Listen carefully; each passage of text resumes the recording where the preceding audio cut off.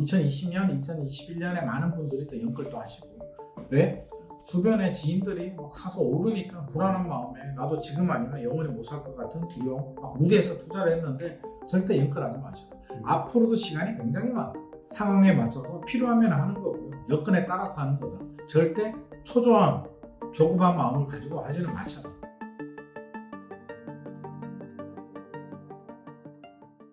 안녕하세요. 기린만 부동산경제연구소 대표 기린만입니다. 또 이렇게 좋은 자리에 초대해 주셔서 감사합니다. 분위기 안 좋습니다. 뭐 좋을 리가 없고요. 2023년 7월 이후로 꺾였는데 지금 계속 내려가네요. 이게 뭐 7주 연속이라고 하는데 이게 통계적인 하락 마이너스로 전환된 통계를 의미하는 거고요. 추세 자체를 보면 추석이니까 지금 벌써 한 4개월 정도 됐네요. 4개월 연속으로 지금 내리막을 가고 있는 상황이고, 조금 더 길게 보면 1년 정도로 본다면 2022년 12월 그때가 1차 하락이었습니다. 집값 많이 떨어졌죠. 기억나시잖아요. 둔촌주공 올림픽파크 포레온 미계약 나오고 난리가 아니었습니다. 그러다가 이제 딱 1년 됐네요. 2023년 1.3 대책 발표되고 이제 금리 인상 또 멈추고 거래량이 좀 회복을 됐는데, 그래프 하나 보여드릴 거예요. 그래서 거래량이 쭉 회복되다가 이제 마이너스에서 플러스로 6월, 7월 정도에 전환이 됩니다. 전환이 되고 조금 올라오다가 추석 이후에 꺾여버렸는데, 그래프 추이를 보면 2023년 상반기 좀 가파르게 회복을 하다가 결국에는 꺾였거든요. 이게 중요합니다. 그래서 이게 대세 상승장 같으면 계속 치고 올라가요. 그래프를 보면. 근데 이게 어느 정도 올라가다가 꺾였다는 얘기는 지금이 대세 상승으로 진입된 건 아니고요. 더 길게 보자고요. 1년이 아니라 뭐 3년, 5년 정도 흐름을 보면 10년까지도 보면 서울 집값이 2015년에서 2021년까지 급등을 했거든요. 2011년, 2012년이 그때 이제 바닥, 소위 말해서 말하는 바닥이었고, 2013년, 14년, 15년 회복을 하다가 15년부터 이제 본격적인 상승세에 들어가서 2021년까지 미친 듯이 달렸죠. 진짜 막 2배, 집값 2배 이상 오르고, 뭐 뉴스만 틀면 집값 올라, 폭등이야, 집값 언제 잡히는 거야. 문재인 정부 시절에 뭐 부동산 대책 26번, 27번 발표되고도 못 잡았습니다. 못 잡았는데 2022년에 꺾였잖아요. 2022년에 왜 꺾였냐면 많은 분들이 금리 때문에 꺾였다라고 하는데 뭐 틀린 말은 아닙니다. 금리 때문에 꺾인 건 맞는데 사실은 꺾일 때가 됐다. 울고 싶은데 뺨 때린 게 이제 금리입니다. 근데 왜 울고 싶어졌느냐? 7년 정도 상승을 했거든요. 2015년에서 2021년 7년 상승에 대한 피로감이 굉장히 누적된 상태에서 여기서 더 올라가기가 현실적으로 어려운 상황이었는데, 금리가 올라가면서 이제 파티가 끝난 거죠. 신데렐라 파티, 뭐 예를 들면 신데렐라가 12시 종이 치잖아요. 종 치면 마법이 끝나요. 그러면 11시 반 정도에는 이제 신발끈 메고 집에 갈 준비를 해야 되는데, 2020년, 2021년 코로나 팬데믹이 오면서 신발끈 메고 집에 갈 준비를 못한 겁니다. 파티가 끝날 줄 알았는데 한 10시 11시 되면 이제 그 엔딩 분위기로 가야 되는데 오히려 파티가 절정으로 갑니다. 다시 또 저금리로 갔기 때문에 신나게 놀다가 이제 종을 쳤는데 갑자기 종을 쳤죠. 마감할 시간도 없이 이제 갑자기 분위기가 반전이 되는데, 건설사들도 굉장히 힘들고요. 못 빠져나왔어요. 어떻게 보면 못 빠져나온 겁니다. 건설사들 못 빠져나왔고요. 투자자들도 못 빠져나왔는데 이제 서서히 이제 적응을 하는 중입니다. 그래서 이 조정기가 5년, 7년 올랐는데 1년, 2년 조정이 되고 다시 대세 상승이 된다는 건 현실적으로 말이 되지 않는다. 왜 말이 되지 않냐면 잠실 한번 볼까요? 저는 잠실을 좋아하거든요. 서초구 강남구는 일반적인 시장이 아니에요. 그들만의 리그? 압구정, 뭐 여의도, 이거는 우리 일반적인 서민이나 일반적인 시장이 반영이 되는 게 아니고요. 왜곡된 시장이에요. 그들만의 리그. 뭐 재벌들 이야기? 아니, 우리가 경기가 어렵다고 하잖아요. 경기가 어려우면 지출을 줄이고 뭐 소고기도 좀 덜 사 먹고 뭐 여러 가지를 하는데, 진짜 부자들한테 그게 통할까요? 경기가 어려운 게 무슨 상관이 있냐고. 그분들은 오히려 더 좋아하죠. 왜? 차가 안 막히니까. 기름값이 올라가면 더 좋아요. 진짜 부자들은 기름값 신경을 안 쓰니까요. 서민들이나 신경 쓰지. 그런 구조거든요. 압구정 여의도는 빼야 돼요. 반포는. 그러면 빼버리면 잠실 같은 경우는 강남 3구예요. 그래서 어느 정도 대표성을 가지면서 표준화된 아파트들이 굉장히 많습니다. 2008년도, 2009년도에 엘스, 리센츠, 파크리오 뭐 한 2만 세대 정도가 새 아파트들이 들어왔고요. 가락동에 이제 헬리오시티, 가락시형을 재건축한 9,510세대 새 아파트들이 표준화된 새 아파트들이 많기 때문에 표본을 뽑기가 굉장히 좋아요. 강남구 같은 경우는 천차만별이잖아요. 압구정도 있고, 뭐 서초구도 반포가 있고, 또 양재 쪽은 조금 더 저렴하고 편차가 큰데 잠실은 그 정도 편차가 크지 않습니다. 엘스 예를 들면요, 잠실주공 1단지 재건축한 엘스 예를 들면 2021년 최고가가 27억까지 갔어요. 27억. 2022년 12월 1차 하락이 왔을 때 이제 금리가 올라가면서 1차 하락이 왔을 때 한 19억까지 떨어졌었거든요. 10층 이상 기준으로 19억까지 떨어졌다가 2023년 이제 작년이죠. 작년 상반기에 반등을 하면서 23억, 24억까지는 회복을 했는데 여기서 더 치고 올라가지는 못했다. 자, 여기서 대세 상승이 다시 시작이 된다면 전고점 27억이죠. 24억에 사신 분들이 투자 수익을 얻으려면 몇 억을 가야 될까요? 27억 가도 사실 남는 거 별로 없어요. 대출이자 내고 재산세 내고 종부세 내고 나중에 양도세까지 내야 되기 때문에 별로 남는 거 없어요. 한 27억 넘어서 한 30억은 가져야 우리가 몇 억 투자 수익을 얻었다라고 하는데 대세 상승이라고 한다면 5년에서 7년 정도 올라간다는 얘기거든요. 그러면 엘스가 여기서 7년 올라간다면 몇 억을 가야 될까요? 24억에서 7년 오르면 한 40억 가야 되지 않을까요? 참고로 2011년, 12년도에 엘스가 8억에서 9억 했습니다. 8억에서 9억 하다가 그 당시 침체장에서 8억, 9억 하다가 27억까지 올랐거든요. 3배 올랐습니다. 그러면 다시 상승장이 가면 뭐 3배까지 바라지 않더라도 뭐 2배는 가야 되는 게 정상입니다. 7년 정도 오르니까. 5년에서 7년. 그러면 자, 2배만 가도 50억이 넘어요. 27억에서. 24억이라면 50억이 넘고요. 24억에서 2배가 가면 48억입니다. 5년 후, 7년 후에 엘스가 48억이 가면 강남구 서초구는 얼마 가야 될까요? 개포는? 엘스가 48억 가면 개포가 60억 가야 되거든요. 반포는 70억, 80억? 원베일리 100억 가야 되거든요. 현실적으로 어렵습니다. 그래서 지금 당장 상승기로 들어가는 건 무리다. 시장의 수요자들은 알고 있어요. 모를 것 같습니까? 과학적으로 분석을 하지 않았을 뿐이지 본능적으로 알아요. 아, 지금 사서 과연 얼마나 오를까에 대한 불확실성. 계산해보니까 답이 안 나오거든요. 헬리오시티 같은 경우는 23억 8천 전용 84가 최고가 찍었었고요. 16억까지 떨어졌다가 21억 3천만 원까지 거래가 되고 꺾였어요. 더 이상 올라가지 못했단 말이에요. 자, 이게 정확해요. 자, 23억, 21억 3천에 사가지고 전고점을 뚫을 수 있을까? 아직도 금리가 내려간 것도 아니고 2020년, 2021년 버블, 급등에 대한 버블이 제거되지도 않은 상황에서 추가 상승에 대한 기대감이 굉장히 낮습니다. 그렇다면 매수자 입장에서 집을 사려는 매수자 입장에서는 가만히 있어봐라. 이거 내가 지금 사가지고 답이 나올까? 좀 기다려봐야 되겠는데 금리 어떻게 될지도 모르겠고 정책이 어떻게 될지도 모르겠고 우리 모두는 올라가는 집을 사고 싶지 내려가는 집은 안 사고 싶거든요. 올라갈 기대감이 낮아졌어요. 그렇다면 매수자들은 관망을 합니다. 관망을 하면서 뭘 노리냐면 기대감이 낮아졌다면 지금 가격이 얼마나 경쟁력을 가지느냐, 주변 시세 대비 얼마나 저렴하냐, 그 정도 마진을 가지고 가야 되니까요. 그래서 뭐 줍줍이라든지 분양가 상한제가 적용이 돼서 확실한 저렴한 주택이라든지 아니면 뉴홈 같은 공공분양 같은 곳에 많은 사람들이 몰립니다. 일반적인 돈을 지불하고 정상적인 시세로 사가지고 추가 상승에 대한 기대감이 낮다. 집주인들은 어떨까요? 집주인들 마음도 똑같죠. 자, 이 현재 부동산 시장 분위기를 정확하게 볼 수 있는 게 거래량입니다.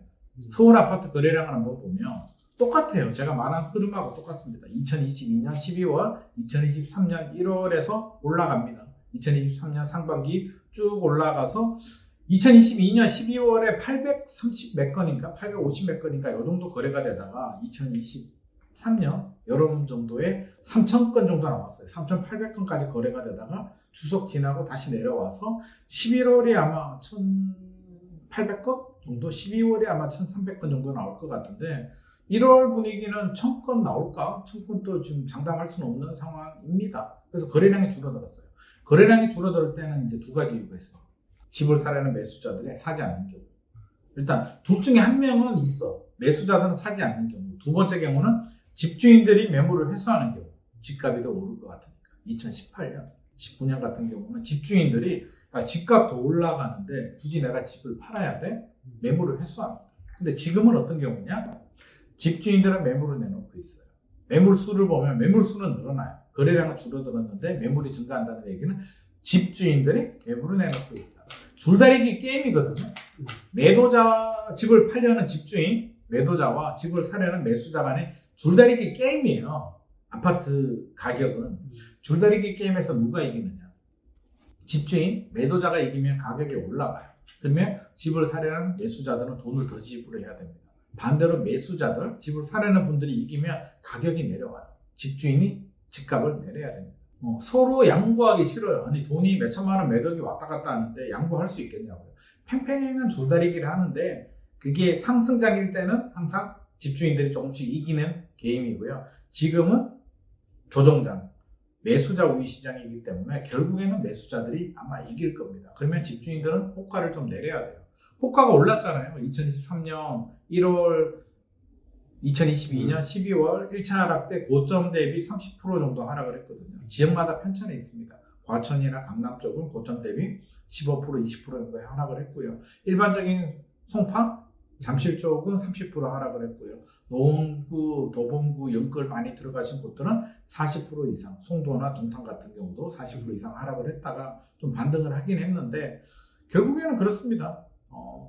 매수자들 입장에서는 답을 제시를 했어요. 매수자가 무슨 답을 제시했냐면 2023년 상반기 거래량이 늘어나잖아요. 자, 1차 하락 가격 정도는 내가 살 마음이 있어. 10억짜리 아파트가 7억 정도 떨어지는 거는 내가 살 마음이 있는데 반등을 했잖아요. 반등을 해서 10억짜리가 7억으로 떨어졌다가 8억 5천 9억까지는 회복을 했단 말이에요. 9억 주고는 사고 싶지 않습니다. 추가 상승에 대한 기대감이 낮기 때문에. 그렇다면 집주인들이 다시 8억 5천, 8억까지는 내려줘야만 아마 매수자들이 들어올 거고요. 2024년 시장을 살짝 보면 아마 2024년 지금 거래량이 줄어들었는데 결국에는 이번 게임은 집주인들이 살짝 호가를 내려야만 거래가 다시 늘어나기 때문에 저는 집주인들이 이번 2024년 상반기는 집주인들이 지는 게임이 아닐까 생각합니다. 그렇죠. 변수가 없다면. 그러면 변수는 뭘까? 첫 번째 금리. 금리가 가장 중요하고요. 두 번째 정책 중요합니다. 네. 정부가 정책을 어떻게 하는지. 세 번째는 전세, 경기 상황 여러 가지가 맞물려 있는데 금리 살짝 이야기해 볼까요? 금리 때문에 집값이 떨어졌으니까 2022년 결국에는 그 지루하던 상승장의 마감을 한 게 금리잖아요. 그래서 금리인데 2022년에 금리가 많이 올랐어요. 미국에서 1년 만에 제로금리에서 고금리로 올라갑니다. 깜짝 놀랐죠. 저는 그렇게 올라갈 줄 몰랐습니다. 진짜 올라갈 줄 알았는데 그렇게 빨리. 이게 문제가 뭐냐면 속도거든요. 속도가 너무 빨랐어요. 올라갈 줄은 우리 누구나 다 예상을 했죠. 저는 2022년에는 한 2% 정도, 2023년에 한 3% 정도 올라가지 않을까, 미국이. 웬걸? 2022년 1년 만에 제로금리에서 5.5%로 올라갑니다. 이게 뭐지? 우리는 심리적으로 예상이란 거라잖아요. 예측을 한단 말이에요. 예측 범위 내에서 움직이면 우리는 동요되지 않습니다. 예상했으니까. 우리 애가 공부를 잘 못해요. 예를 들어서 공부를 잘 못하는데 한 80점 정도 예상을 했습니다. 그러면 한 79점, 78점, 82점 나오면 예상 범주 내예요. 근데 우리 애가 95점을 맞았어요. 이게 뭐지? 이게 무슨 일이야? 그러니까 좋게 놀라는 거고 80점을 예상했는데 60점을 받아. 이게 뭐지? 큰일 났네. 이거 전략 수정. 학원을 바꿔야 돼? 아니 뭔가 문제가 커요. 이러면 이제 멘붕이 오거든요. 엄마 아빠들은. 시장도 똑같습니다. 금리가 제가 예상한 정도로 움직였으면 전혀 동요되지 않았을 겁니다. 근데 1년 만에 제로금리에서 고금리로 가니까 일단 멘탈이 나갑니다. 이거 뭐지? 나 어떻게 해야 되지? 앞으로 어떻게 되는 거야? 멘탈이 나가니까 어떻게 돼요? 모든 질서가 흩어지면서 공포가 지배를 합니다. 올림픽파크 포레온 두천주공이 좋아요, 안 좋아요? 좋잖아요. 아니 전용 84가 13억대 나왔거든요. 일반 분양가가. 강동구지만 올림픽공원 바로 붙어 있고 12,000세대 브랜드 아파트에 지하철 역세권에 평지에 아니 이거 서울에서 이 정도 좋은 아파트 찾아보기 굉장히 어렵습니다. 전용 84가 13억 되면 요즘 강북이나 수도권 지역에 뭐 광명 뉴타운이나 이런 데가 12억 13억씩 나오니까 올림픽파크 포레온 둔천주공이 수도권 아파트 가격으로 나왔단 말이에요. 무조건 샀어야 되는데 안 샀어요. 못 샀어요. 왜? 더 떨어질 것 같은 공포가 지배가 됐기 때문에. 그렇게 집값이 떨어지는 거죠. 공포가 지배가 되는 거죠. 그러면 금리 2024년 어떻게 될까요? 지금 미국에서 2023년 12월에 세 차례 인하할 수 있다라는 시그널이 나왔어요. 일단 12월 분위기는 말랑말랑한 게 좋았습니다. 아, 드디어 금리 내리겠구나. 괜찮아. 좋아. 실제로 내려야 내리는 거고요. 한국은행하고 미국하고 기준금리 그래프를 한번 보면 2%포인트가 지금 벌어져 있어요. 2%포인트. 보통 1.5%포인트 정도 벌어지면 자금 유출 가능성이 있다고 합니다. 왜 자금 유출이 발생할까요? 우리나라가 위험국가예요. 1953년에 1950년 6.25 전쟁을 하고 1953년 휴전을 했잖아요. 잠시 쉬었단 말이에요. 야, 우리 너무 피해가 크니까 좀 쉬자. 휴전선을 끊고 쉬었는 게 지금 70년이 넘게 지났거든요. 종전도 아니고 휴전이에요. 위험국가입니다. 전쟁 중이에요. 전쟁 중인 국가에 외국 자본들이 들어왔다는 얘기는 돈을 벌기 위해서 투자 자본들이 지금 많이 들어와 있는데 투자 자본들이 제일 무서워하는 게 뭐겠습니까? 우리나라 전쟁 나는 거? 전쟁 쉽게 나지 않습니다. 그러면 환율이라든지 경제 상황에 따라서 돈을 벌긴 벌었는데 외국 투자자들은 달러로 가져가야 되는데 돈을 벌긴 벌었는데 환율이나 경제 상황에 문제가 생겨서 환차손이 발생했을 때 원화로 신사임당은 벌었는데 달러에서 손실이 발생하게 되면 그분들은 돈을 뺍니다. 손실이 발생하니까. 그러니까 2% 보통 1.5% 정도 금리 차이가 기준금리 차이가 벌어지면 자금 유출 가능성이 높다. 그렇다고 해서 바로 돈을 빼가는 건 아니지만 가능성이 높다라고 합니다. 위험합니다. 한국은행이 더 이상 못 올립니다. 실제로는 올렸어야 돼요. 한국은행이 3.5%가 아니라 한 4%까지 올렸어야 되는데 뭐 경제 상황이라든지 지금 PF 때문에 건설사들 줄 도산 위기에 처해져 있는데 금리 못 올리죠. 못 올렸습니다. 그러면 자 예상을 해보자고요. 미국이 세 차례 인하했다. 해야 하는 겁니다. 안 될 수도 있습니다. 세 차례 인하하면 한국은행은 한 번 정도 인하할 수 있을 것 같습니다. 그것도 하반기. 한국은행 총재께서 6개월 동안 인하 생각 없다라고 했잖아요. 물론 그 말이 그대로 이어지지는 않을 수는 있습니다. 여러 가지 변수들이 있는데 일단 상반기에 금리 인하가 안 되고 하반기에 한 번 정도 인하된다. 저도 예상을 합니다. 아마 대다수가 그렇게 생각을 할 겁니다. 하반기에 한 번은 하겠지. 이게 우리 예상 범주예요. 하겠지? 세 가지 가격길이 있네요. 세 가지. 하반기에 한 번 인하를 합니다. 첫 번째 길. 문을 딱 열었는데 문이 세 개가 있어요. 문 딱 열고 첫 번째 길을 들어갑니다. 하반기에 한 번 내렸어요. 그러면 예상했던 결과네. 우리 애가 80점 예상했는데 81점 받았네? 지금처럼 하면 뭐 되겠네? 정도. 아무런 동요가 없습니다. 가던 길 그대로 가면 됩니다. 자, 두 번째 문을 엽니다. 자, 길을 들어가죠. 금리가 상반기에 내려요. 한국은행에서. 하반기에 한번 내릴 줄 알았는데 상반기 3월이든 5월이든 한번 내려요. 뭐라? 상반기에 한번 내리면 하반기에도 한두 번 더 내릴 가능성도 있겠네? 충분히 우리 기대감이 생길 수는 있죠. 기대감이 굉장히 중요하잖아. 그러면 투자 심리가 어떻게 될까요? 또 말랑말랑해집니다. 야, 이거. 우리는 호재가 있을 때, 기대감이 있을 때 모든 작용이 발생을 하거든요. 지하철? 기대감이 있을 때. 개통되기 전에 가장 많이 오릅니다. 막상 개통되고 나면 미래 가치가 현재 가치로 전환되기 때문에 많이 오르지 않습니다. 항상 기대감이 중요한데 상반기의 예상과 다르게 한번 기준금리가 내려가게 되면 하반기도 내려갈 가능성이 있고 상반기, 하반기 두 번 정도 또는 세 번 정도 금리 인하가 되면 2025년에 더 많이 내릴 가능성이 높겠죠. 그러면 지금은 한두 차례 인하지만 앞으로 더 많이 내릴 수 있겠다. 기대감을 가지고 용기를 가지고 들어옵니다. 투자 수요가 증가하겠죠. 집값 반등 폭이 꽤 클 수도 있습니다. 자, 세 번째 문. 자, 열었는데요. 인하 소식이 안 나오네. 하반기는 한번 인하하겠지? 올해 2024년 12월이 돼도 금리 인하 소식이 안 나옵니다. 야, 이거 뭐지? 예상과 완전히 다르네. 야, 이런 분위기면 2025년에도 금리 내릴까? 모르잖아요. 이러면 시장에서는 이제 동요합니다. 야, 큰일 났다. 생각보다 금리 인하가 굉장히 오래될 수도 있겠구나. 그러면 반대 현상이 발생합니다. 이 실망이 또 공포로 지배해요. 불확실성. 야, 이거 어떻게 될지 모르겠다. 발을 빼죠. 사려는 분들까지, 실수요자까지도 발을 뺍니다. 그러면 시장의 하락폭은 훨씬 더 커질 수가 있습니다. 그래서 2024년은 금리에 따라서 진짜 그냥 보합으로 가느냐, 하락폭이 커지느냐, 또는 반등폭이 커지느냐가 결정이 되기 때문에 이런 변수를 빼면 뭐 상반기 조금 집주인들이 조정을 해주면 매수자들이 좀 들어와서 하반기를 좀 반등하는 구조가 되겠으나 변수가 많기 때문에 우리 예상처럼 될지는 아무도 모릅니다. 그래서 일단 첫 번째 금리를 좀 지켜봐야 되는 부분이고요.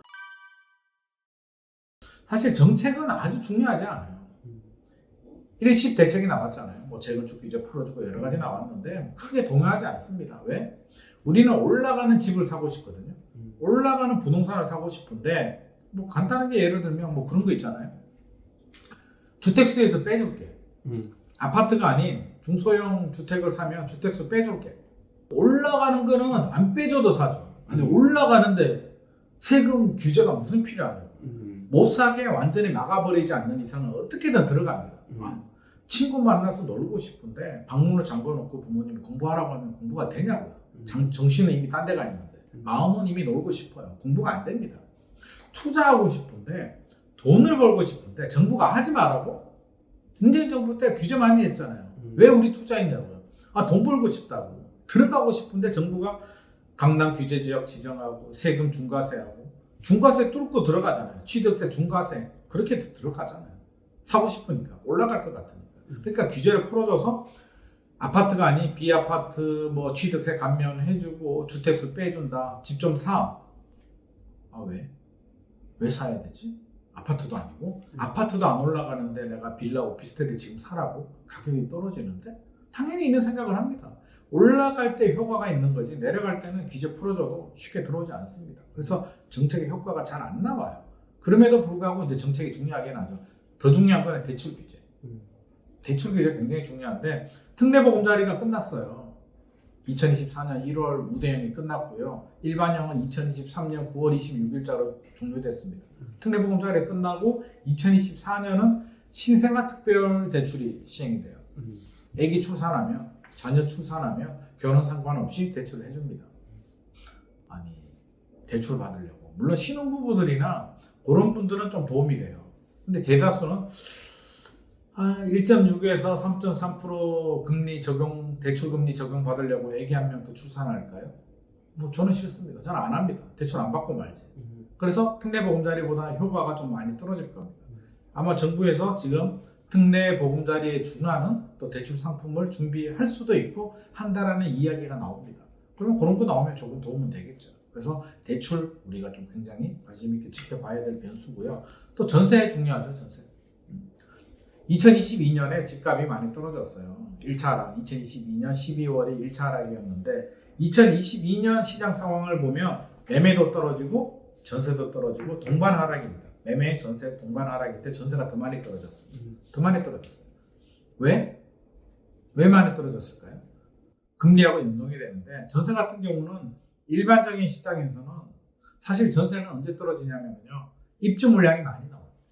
신도시들 입주 물량 많이 나올 때 헬리오시티처럼 9,510세대가 한꺼번에 물량이 나오게 되면 올림픽파크 포레온 둔촌주공이 12,000세대거든요. 12,003세대인가 그런데 그거 입주 물량 나올 때 주변 지역들은 주춤하겠죠.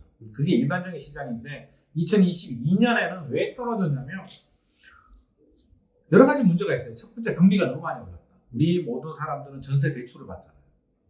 2009년도에 전세 대출이 시행이 됐거든요. 2009년 이전에는 전세 대출이라는 제도가 없었어요. 대출이 안 나옵니다. 자기 돈 내고 전세를 들어가야 돼요. 그러면 금리가 오르든 내리든 무슨 상관이냐고. 아무 상관이 없죠. 은행 돈을 빌려요. 집 살 때 돈을 빌렸어요. 세입자들은 돈을 빌리지 않았는데 2009년부터는 세입자들도 돈을 빌리기 시작합니다. 내 집이, 내 전세집이 내 집이 아니고 은행 집이에요. 집주인들 집은 대출 50% 정도 받으면요. 그 실은 은행 거예요. 국민은행, 신한은행 거예요.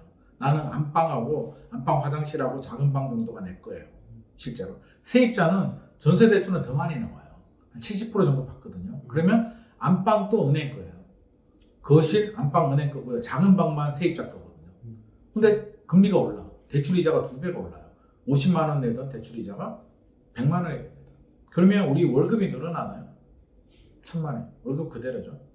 근데 애 학원비 똑같죠? 아니 지출은 똑같아요. 장도 봐야 되고요. 밥도 먹어야 되고요. 통신비도 내야 되고요. 애 학원비도 내야 되고요. 남편 용돈도 줘야 되고 똑같은데 대출이자가 2배가 올랐다는 얘기는 뭔가 펑크가 난 거예요. 그러면 예금이나 적금을 줄이든지 학원 하나 줄이든지 뭔가를 해야 되는데 아니 금쪽 같은 내 새끼 학원을 줄인다? 와 그거는 있을 수 없는 얘기 최악의 경우입니다. 애 학원을 줄이고 애 인생을 하면 우리가 부모님들이 뭐 때문에 열심히 일하고 하는데요. 내 자식 잘 키워보겠다는 건데 학원 못 줄입니다. 그럼 뭘 줄여야 될까요?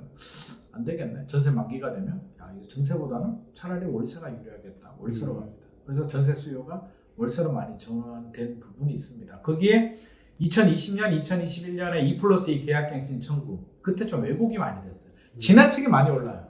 전세 가격은 천천히 올라가는 거는 맞는데 그때 이제 그런 현상이 발생하죠. 갑자기 2+2 계약갱신 청구가 되니 집주인들은 기존에는 2년에 한 번씩 이제 전세 가격을 올렸는데 이제 2년 플러스 2년 4년 후에 전세금을 올릴 수 있다? 와 이거 어떡하지?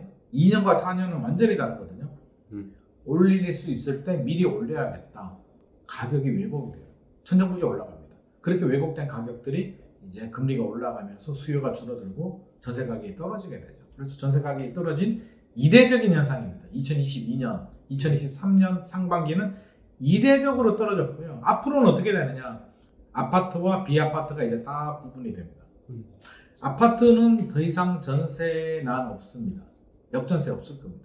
이제 올라갈 일만 남았습니다. 올피파크 포레온 둔촌주공 같이 입주 물량이 많이 나오는 그 주변 지역들은 6개월 정도 전세가 떨어질 수는 있습니다. 6개월입니다. 6개월에서 1년 지나면 또 전세 가격이 다시 오릅니다. 그 외 지역들은 전세 가격은 올라가는 일만 남았다. 단 아파트만. 빌라 오피스텔은 전혀 달라요. 여전히 전세 사기, 깡통 전세, 전세금 못 돌려받는 사람들 많고요. 최근에 제 후배한테도 전화가 왔는데 밤에 한 10시 돼서 전화가 왔더라고요. 무슨 일이냐고 이 시간에. 그랬더만 집주인이 전세금 돌려달라고 하니까 수신 차단 받고 그냥 마음대로 해 법대로 해 라고 하고 전화기를 꺼버렸다는 겁니다. 수신 차단 전화도 안 받아요. 그럼 어떻게 해야 될까요? 집주인이 안 돌려준다는데 여기서 이제 근본적인 문제가 발생을 합니다. 전세는 매매하고 달라요. 그냥 무이자 대출? 집주인한테 돈을 빌려준 거예요. 친구한테 우리 돈 빌려줍니까? 친구한테 빌려주는 돈은 아마 정해져 있어요. 못 받아도 되는 돈. 한 100만 원에서 500만 원 정도는 빌려줄 수는 있어요. 뭐 그 돈, 친한 친구 같으면 500만 원 그냥 술 사줬다 생각할 수도 있으니까. 1억이다? 2억이다? 아무리 친한 친구라도 1억 이상 돈 빌려주는 친구 저는 보지를 못했습니다. 말도 안 되는 겁니다. 아무리 친해도 빌려달라고 해도 안 되고 빌려주는 사람도 없습니다. 욕만 먹습니다. 차단당해요. 근데 왜 집주인한테는 1억, 2억, 5억, 10억씩 빌려줄까요? 전세는 안전하다는 믿음. 나갈 때 돌려받을 수가 있으니까. 근데 그런 게 어딨어? 법적으로. 그냥 계약서 하나 믿고 친구한테 돈 빌려주면 친구가 당연히 갚아야 되죠. 그냥 민법에서 당연히 갚아야 되는 채무일 뿐이지 집주인이 은행에서 돈 빌리면 은행은 근저당 설정을 해요. 그러니까 집 바로 경매 넘겨버립니다. 임의 경매 넘겨버리는데 세입자가 임의 경매 넘길 수 있습니까? 판결문을 받아서 강제 경매는 넘길 수가 있는데 경매 넘겼는데 남는 게 있어야지. 아파트는 전세 가율이 50%. 10억짜리 집에 전세가 5억인데 1억 떨어졌어요. 4억. 1억 차이를 집주인이 못 돌려줍니다. 역전세가 발생했죠. 안 줘? 경매 넘깁니다. 10억짜리 집이 한 8억에 낙찰이 돼요. 근데 전세금 5억 받고 3억 남는 거 집주인한테 갑니다. 아무런 문제가 없어요. 귀찮고 번거로울 뿐입니다.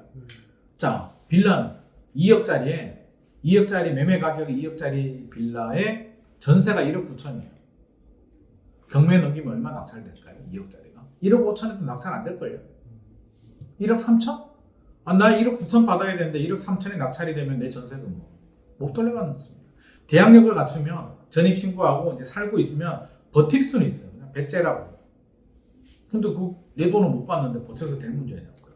그래서 빌라 오피스텔 시장은 전세에 대한 신뢰가 회복되지 않았기 때문에 2024년에도 어렵습니다. 전세 가격이 쉽게 회복되지 않습니다. 전세 가격이 회복되지 않으면 빌라 오피스텔 시장이 쉽게 살아나지 못합니다. 전세가 뒷받침이 돼야 매매 가격을 밀어 올리기도 하고요. 뭐 갭 투자자라고 들어오는데 전세 가격이 떨어져서 회복이 안 되고 세입자를 못 구하는데 무슨 투자 수요가 들어옵니까? 정부에서 주택수 빼준다, 취득세 감면해준다. 그렇게 해도 될 문제가 아닙니다. 그래서 빌라 오피스텔 시장은 매매도 어렵고 전세도 어렵다. 지금 2024년은 이 정도로 정리를 할 수 있을 것 같습니다. 언제 살까 중요하죠. 내 집 마련해야 됩니다. 반드시 해야 됩니다. 전세 살면 안 됩니다. 단 필요에 따라서는 전세 살아도 됩니다. 그러면 그게 뭐냐면, 자, 제가 이야기를 하나 해드릴게요. 옛날에 실제로 있었던 사례입니다. 어떤 노부부 할아버지가 이제 신혼부부가 세입자로 들어옵니다. 옛날 분들은 힘들었잖아요. 요즘이야 이제 능력이 되면 아파트 이제 부모님이 도움을 받아서 이렇게 하지만 옛날에 70년대 그럴 때는 뭐 부모님들도 다 못 사는데 도와줄 사람이 어디 있습니까? 할아버지들이 이제 할아버지 할머니가 고생을 많이 해가지고 이제 집을 마련했단 말이에요. 세입자 이제 신혼부부가 들어왔는데 할아버지가 이제 할머니가 돌아가시고 자기 옛날 생각이 나니까 자기 부인한테 뭐 잘하지 못한 거 고생시킨 게 막 생각이 나니까 신혼부부 니들한테는 전세금 올리지 않을게. 마음이 아파 내가. 우리 부인 생각하니까 할망구 생각나니까 마음이 아파. 안 올릴 테니까 열심히 살아가지고 니들 행복하게 잘 살아. 10년이 지납니다. 10년 동안 전세금을 안 올렸어요. 좋았죠. 할아버지가 영원히 사는 건 아니잖아요. 돌아가십니다. 자, 이제 그 자녀분이 상속을 받아요. 그러면 자, 우리가 그 자녀라고 한다면 어떻게 하겠습니까? 우리 부모님, 우리 아버지 유지를 받들어서 저도 전세금을 올리지 않겠습니다. 1번. 2번. 무슨 소리야. 시세대로는 받아야지. 2번. 우리는 1번입니까? 2번입니까? 2번은 이만키죠. 2번에 99.9%입니다.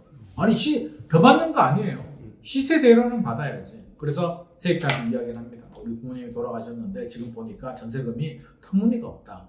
시세대로는 받아야겠다. 한 3억 올려주세요. 세입자가 깜짝 놀랍니다. 아니, 무슨 소리 하는 거냐고. 아니, 편하게 살아라며. 그건 우리 아버지 얘기고요. 저는 더 달라는 것도 아니고 시세대로만 받으렵니다. 섭섭해하지 마세요. 무슨 소리야. 나갈래. 다른 집 갈래. 부동산에 갑니다. 부동산에 가서 똑똑똑 들어가서 물어보니까 실제로 3억 5천이 올랐어. 그러니까 이 주인이 아들이 들어올린 거예요.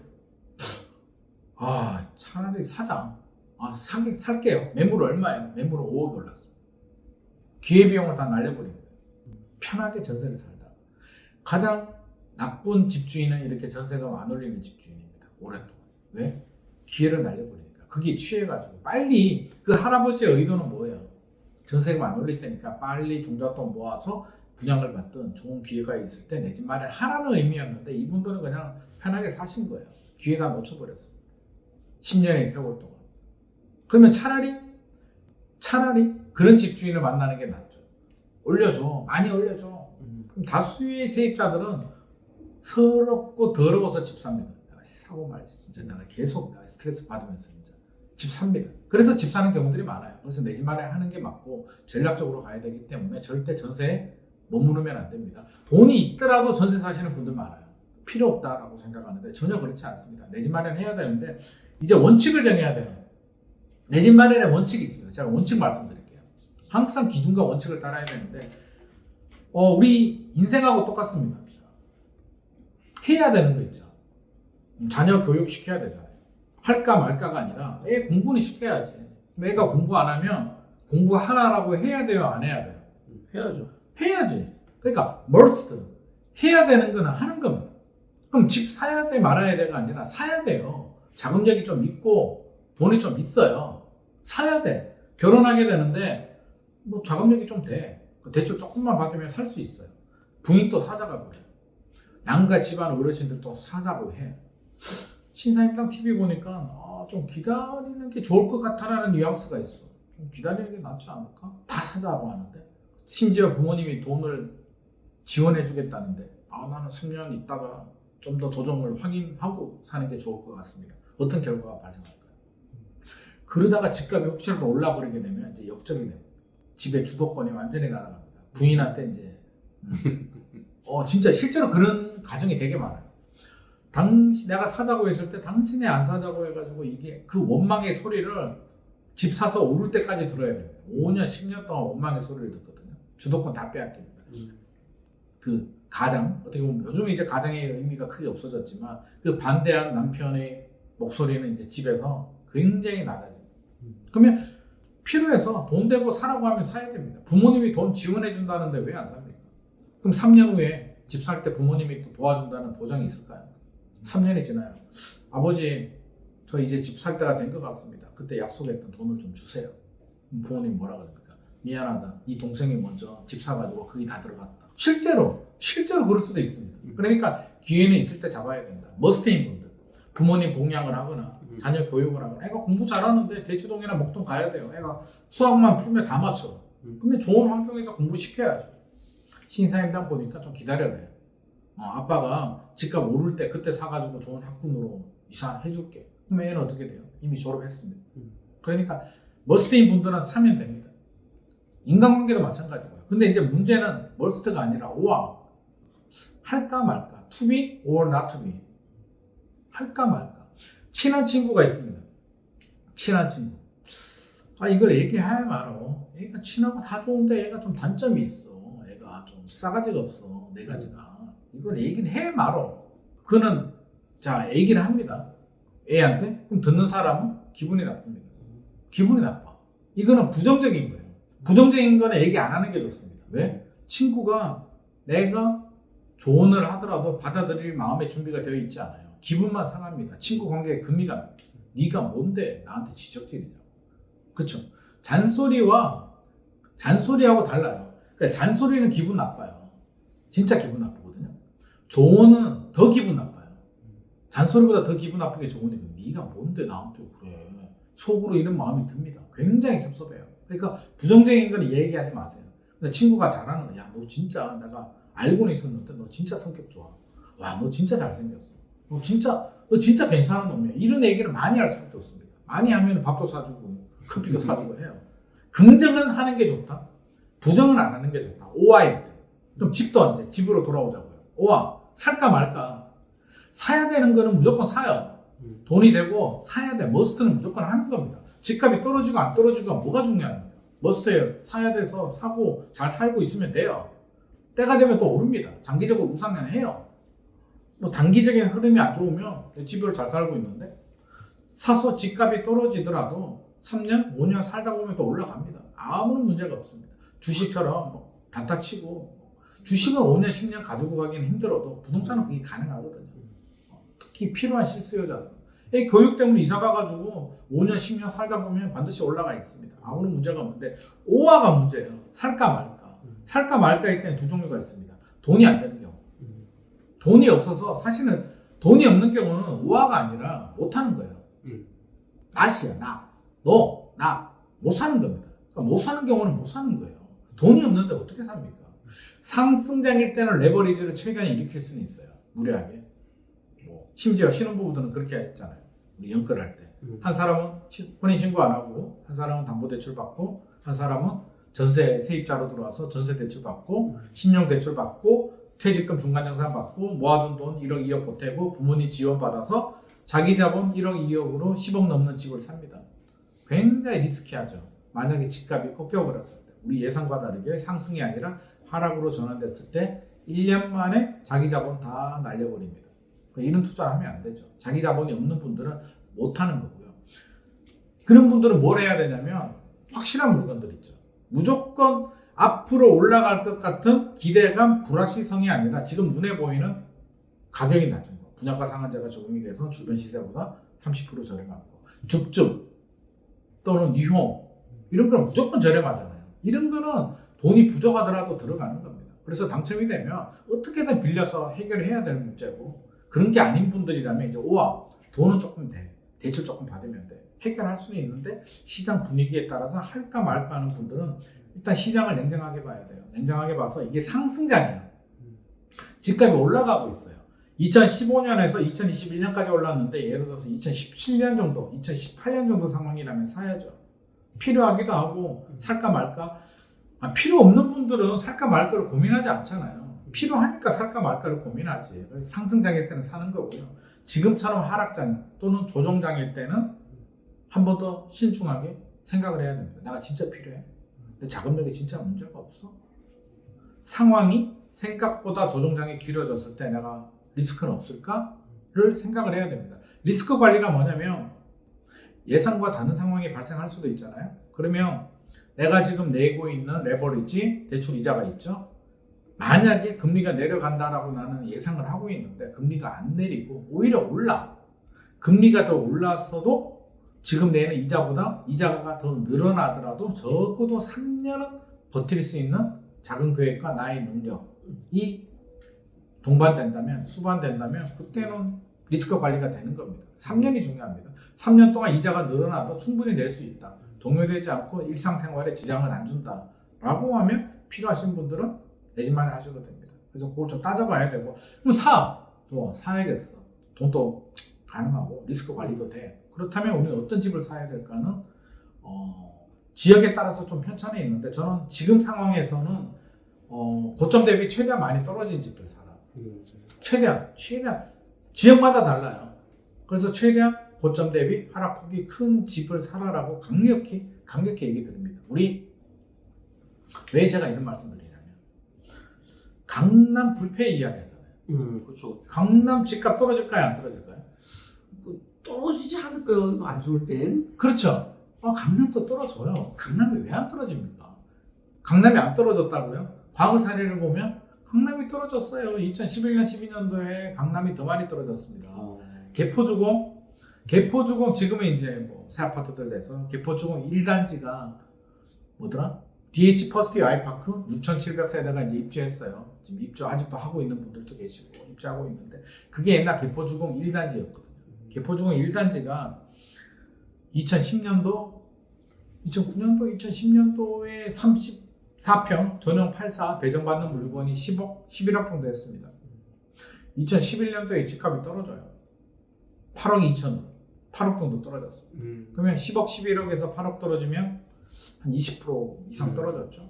2012년도 5억 7천까지 빠져. 오, 엄청 빠졌네. 반토막 났죠. 2년 만에 반토막이 납니다. 강남이 패닉이 오죠. 난리가 납니다. 그때가 2차 하락이었어요. 1차 하락 때는 그렇게 많이 떨어지지 않았어요. 이제 1차 하락이 언제였냐면 그때는 2008년, 2009년 글로벌 금융위기 왔을 때가 1차 하락이었고요. 2차 하락 때 강남이 더 많이 떨어집니다. 이게 이론이 있죠. 우리 저수지 이론이라고 있어요. 저수지, 호수, 저수지가 있으면 자 비가 안 와요. 가물어. 올해는 눈이 많이 오는데 예를 들어서 비가 안 오고 눈도 안 와가지고 물이 줄어요. 2023년만 하더라도 아마 가물었을 거예요. 봄이. 물이 줄면 어디부터 물이 줄어요? 외곽부터. 그러니까 집값이 빠질 때는 외곽부터 빠집니다. 그럼 중심지는 늦게 빠져요. 그러면 강남, 마용성 이런 데는 좀 늦게 빠져요. 외곽 지역부터 먼저 빠지고 계속 가물어. 물론 비가 한 번도 안 오진 않잖아요. 오다가 비가 좀 오면 다시 좀 차다가 왔다 갔다 하다가 결국에는 가물어. 가뭄이 3년, 4년에 오면 중심지도 말라요. 그러면 강남 집값 떨어집니다. 이제 2022년 4분기부터 조정이 돼서 이제 1년 반 정도 지났거든요. 7년이 오르고 이제 1년 반 지났어요. 아직 멀었습니다. 아직 가물고 있어요. 아직 가뭄 중이에요. 그래서 지금 강남 집값은 불패라는 말은 맞지 않습니다. 그러면 우리는 어떤 집을 사야 될까? 물론 돈이 많고 현금이 뭐 몇백억 있고 부모님이 잘 살고 건물 몇 개 있고 이런 분들이야 뭐 편하실 대로 하시면 되고 그렇지 않은 분들이라면 자금이 제한적인 분들 대출을 좀 받아서 타이트하신 분들이라면 오히려 강남권이나 가격 고점 대비 2021년에 최고가를 많이 기록을 했거든요. 그래서 반드시 최고가 대비 이왕이면 30%그 이상 떨어진 매물이 있다면 필요하신 분들이라면 저는 사셔도 되겠다. 그런 데 있어요. 찾아보면 최근에 많이 빠진 지역들이 있거든요. 40% 빠진 곳들도 나오더라고요. 그래서 서울 내에서도 그런 아파트들이 있으니까 지금 상황에서는 그런 거 사는 게 맞는 것 같습니다. 영향이 있죠. 영향이 있었죠. 이미 많이. 동탄 집값이 뭐 때문에 올랐을까요? 2023년에 물론 2022년에 좀 많이 떨어지긴 했어요. 떨어졌다가 회복 속도로 보면 동탄 이 신도시가 좀 많이 회복을 했거든요. 저는 GTX 힘이 굉장히 컸다. GTX가 대심도로 땅을 깊게 파가지고 이제 고성으로 갑니다. GTX-A가 우리 보통 지하철 타면 지하철역이 되게 많잖아요. 수임 분당선이라고 있는데 이제 남쪽에 타면 한 세월이에요. 수원에서 저기 분당까지 가려면 또 강남까지 가려면 1시간 반 정도 걸립니다. 지하철 타고. 자고 일어나도 계속 가고 있어요. 신분당선은 조금 더 빠릅니다. GTX는 더 빠릅니다. 동탄, 그 용인, 성남 판교 쪽에 성남 찍고 수석, 삼성역 이렇게 가거든요. 서울역 찍고 연신내인가요? 연신내 찍고 대곡 찍고 고양 창릉 찍고 일산 찍고 아마 파주 운정 이렇게 갈 것 같습니다. 빠진 데 있으면 뭐 제 기억의 한계입니다. 아무튼 여기 몇 개 되지 않아요. 엄청 빠릅니다. 동탄에서 강남까지 20분? 19분인가? 뭐 20분 걸린다고 하더라고요. 파주 운정에서 강남까지도 30분 안 걸립니다. 20몇 분인가? 20분. 차 타고 가면은요, 지하철 3호선 타면 일산에서 지금 강남까지 1시간 넘게 걸리거든요. 1시간 더 걸립니다. 자고 일어나도 가고 있습니다. 제가 다 해봤거든요. 지하철 3호선 타고 일산에서 강남 나오니까 1시간 넘게 걸리더라고요. 그래서 다음에는 광역버스를 탔어요. 시간 더 걸리더라고요. 그래서 차를 가지고 갔거든요. 시간 더 걸려요. 아이 답이 없다. 근데 GTX 생기면 답이 나옵니다. 그래서 기대감이 많이 반영이 됐는데 이제 문제는 뭐냐면요. 이미 많이 반영이 됐어요. 우리는 기대감이거든요. 모든 문제는 다 기대감입니다. 기대감 때문에 투자 수요가 들어와서 부동산 가격이 올라가고요. 기대감 때문에 가격이 떨어지기도 하고요. 기대감 때문에 친구 관계가 서먹해지기도 하고요. 기대감 때문에 연인이 헤어지기도 합니다. 크리스마스 때 가장 많은 연인들이 헤어집니다. 왜? 기대감이 크기 때문에. 뭔가 대단한 이벤트를 좀 기대했는데 기대에 충족되지 않으면 그동안에 섭섭했던 게 폭발을 하면서 이제 헤어집니다. 기대감이 그렇게 중요한데 GTX 기대감 엄청나죠. 이제 3월에 개통한다. 이야, 기대감이 이제 절정에 달합니다. 이제 우리 동네가 강남까지 20분에 갈 수 있고 막상 개통이 되면 어떻게 될까요? 이제 기대감이 없어져요. 기대감이란 건 미래 가치입니다. 미래 가치가 이제 현재 가치가 됐어요. 이제 살기 좋은 동네는 이미 됐어요. 근데 그동안 기대감 때문에 이미 가격이 상당히 선반영이 됐습니다. 그래서 개통되고 나면 오히려 조정될 가능성도 있습니다. 기대감이 선반영되고 다른 지역들은 먼저 조정이 되고 요즘 장이 안 좋으니까 좀 조정이 됐는데 기대감 때문에 오버슈팅 된 부분 아파트들은 지금도 좀 조정되고 있고요. 개통되고 나면 조정이 더 커질 겁니다. 왜? 매수자 입장이 돼보자고요. 내가 투자자예요.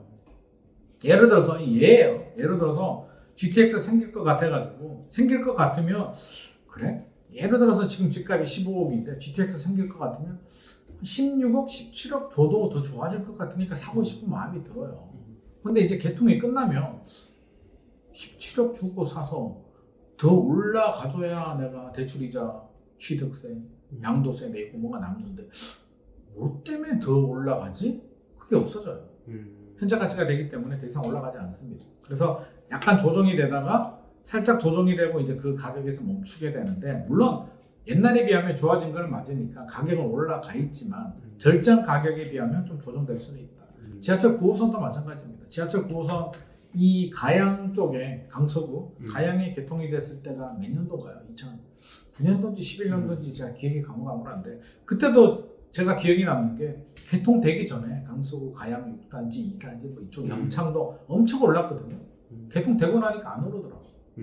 그러니까 미래 가치 때문에 움직인다. GTX도 미래 가치가 남아있는 지역들은 괜찮겠지만 막상 개통되고 나면 이제 더 이상 미래 가치는 끝났다. 그래서 더 이상 미래 가치 GTX 파티는 사실상 저는 끝났다. 이제 그냥 살기 좋은 지역으로 이제 만족을 해야 될 것 같습니다. 대신 그동안 많이 올랐기 때문에 살짝 조정이 되더라도 완전히 다 조정이 되는 건 아니거든요. 오버슈팅 된 부분만 조정이 되기 때문에 그런 부분을 우리가 알고 들어가야 될 것 같습니다. 살기는 좋아졌어요. 지하철 개통이 되니까 이제 뭘 움직이냐면 시장 가치 때문에 움직이죠. 부동산 시장 흐름이 어떻게 되는지 상승장이냐, 하락장이냐. 상승장일 때는 올라갈 것 같으니까 상승장이 되려면 이제 금리도 좀 내려가야 되고 집값도 좀 어느 정도 조정이 돼야 되고 아직 버블이 남아 있거든요. 많이 올랐어요. 집값이. 우리 인정해야 됩니다. 올랐는 건 올랐는 거예요. 그러면 자 올랐는 집값이 우리 시장에서 이걸 소화하기 힘들다라고 지금 이야기를 하고 있잖아요. 2015년에서 2021년까지 2배가 올랐는데 소득이 안 늘어났는데 지금 단기간에 그 피로감이 해결되지 않습니다. 피로감이 해결이 되려면 두 가지 전제 조건이 있어요. 하나는 시간이 더 지나야 돼요. 인플레이션에 따른 화폐 가치 하락이 떨어집니다. 최저임금 10년 전하고 지금하고 얼마 차이가 날까요? 상당히 많이 차이 날 겁니다. 지금 거의 한 얼마인가요? 9천? 거의 만원 가까이? 네, 정도 되죠? 네. 최저임금이? 10년 전 2013년에 최저임금 얼마였나요? 조금 했던 것 같은데. 6천 원, 5천 원 했나? 뭐그 정도밖에 안 했을 거거든요. 그렇게 차이가 납니다. 그만큼 화폐 가치가 떨어져요. 그때 2014년에 10만 원하고요. 지금 10만 원은 개념이 다릅니다. 2014년에 조카들한테 5만 원 세뱃돈 주면 굉장히 좋아했어요. 땡큐. 굉장히 입이 꼬리가 걸리는데 요즘 5만 원 주면 쏘쏘? 옛날 한 2, 3만 원 느낌? 한 10만 원 줘야 옛날 5만 원 느낌이 나거든요. 그게 화폐 가치가 떨어졌습니다. 결혼식 가보면 딱 답 나오잖아요. 축의금 5만 원 내면 왠지 좀 궁색해. 요즘 분위기가 그냥 안 가고 별 친하지도 않아. 그러면 5만 원 해도 되는데 그냥 좀 알고 지낸다. 커피 한잔 하는 사이라고 하면 10만 원 해도 많이 한다는 느낌 전혀 들지 않습니다. 밥까지 먹으면 돈 더 내야 될 수도 있어요. 호텔 결혼식이면 10만 원 내면 미안합니다. 화폐 가치가 떨어지는 거예요. 그러면 시간이 지나면 아무리 버블이 생겨도 시간이 지나면 자연스럽게 해결이 됩니다. 근데 이제 2년 지났잖아요. 2년은 좀 부족하다. 시간이 더 지나야 되고 두 번째는 이제 가격이 좀 조정이 되면 돼요. 시간 또 지나면서 가격이 조정이 되면 자연스럽게 버블은 다 제거가 됩니다. 그래서 시간이 좀 더 지나야 되고요. 두 번째 가격이 한 번 더 조정이 되긴 돼야 된다. 지역에 따라서 가끔 이제 유튜브 같은 거 보면 폭락한다 막 이런 얘기가 나오는데 그걸 잘 봐야 되는 게요. 폭락의 의미가 뭐냐면 우리 2022년 12월에 1차 하락이 왔잖아요. 고점 대비 예를 들어서 한 70% 수준까지 떨어졌어요. 30% 떨어졌단 말이에요. 70% 수준까지 왔다가 올랐다 내렸다 합니다. 90%까지 갔다가 뭐 80% 갔다 왔다 갔다 하다가 2차 하락이 오면 고점 대비 다시 30%에서 많게는 40%까지 떨어질 수는 있어요. 그러면 1차 하락과 비교해보면 비슷하거나 조금 더 떨어질 수는 있습니다. 근데 가끔 어떤 분들은 마치 1차 하락 가격에서 추가로 막 더 떨어져서 반토막이 나고 맞아요. 고점 대비 뭐 40% 되고 막 고점 대비 50% 이하로 떨어지고 40% 이하로 떨어지면 대한민국 망합니다. 은행들 다 부실 채권이에요. 담보대출 40% 50% 해준 거 어떻게 받아낼 거냐고. 경매 넘겨도 안 되거든요. 이제 안 내면 은행들 다 손실입니다. PF 문제? 당연하죠. 그래서 그런 일은 발생하지 않는다. 우리는 항상 합리적인 수준으로, 물론 최악의 경우가 생길 수는 있지만 우리는 항상 합리적인 상식 수준에서 판단을 해야 됩니다. 1차 하락이 고점 대비 30% 정도 떨어졌다면 2차 하락도 고점 대비 30%에서 35%, 40%까지 떨어지면 2차 하락이 온 겁니다. 그러면 집을 사려고 생각했던 분들이거나 하신 분들이라면 2차 하락이 왔을 때는 들어가야죠. 2차 하락이 언제 오느냐? 이제 언제 오느냐는 아무도 모르죠. 제가 어떻게 합니까? 제가 미래를 갔다 온 것도 아니고.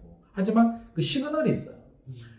과거하고 똑같을 수도 있고 아닐 수도 있는데 뭐 과거 얘기를 살짝 하면 우리 과거는 알고 있으니까 2009년, 2008년 12월, 2009년 초반에 1차 하락이 왔죠. 글로벌 금융위기 와가지고 노무현 정부 시절에 집값이 미친 듯이 오르다가 꺾였어요. 좀 떨어졌어요. 떨어지다가 다시 반등하고 2009년 하반기부터 2010년, 2011년까지 올랐다 내렸다 하더라고요. 그때는 이제 DTI, 한시적으로 DTI를 풀어줬다가 묶었다가 풀어줬다 묶었다를 하니까 올랐다 내렸다 하더라고요.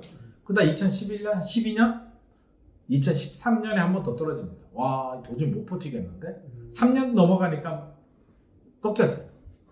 그래서 저는 똑같지 않을 수는 있는데 이게 심리적으로 아파트 시장은 심리가 중요하거든요. 3년 정도 되니까 어떤 마음이 드냐면 저도 이제 그때 이제 필드에서 이제 막 할 때인데 1년은 일단 버텨볼 만 하겠더라고요. 집값이 떨어져도 1년은 대출 이자 내면서 아이고 모르겠지 뭐.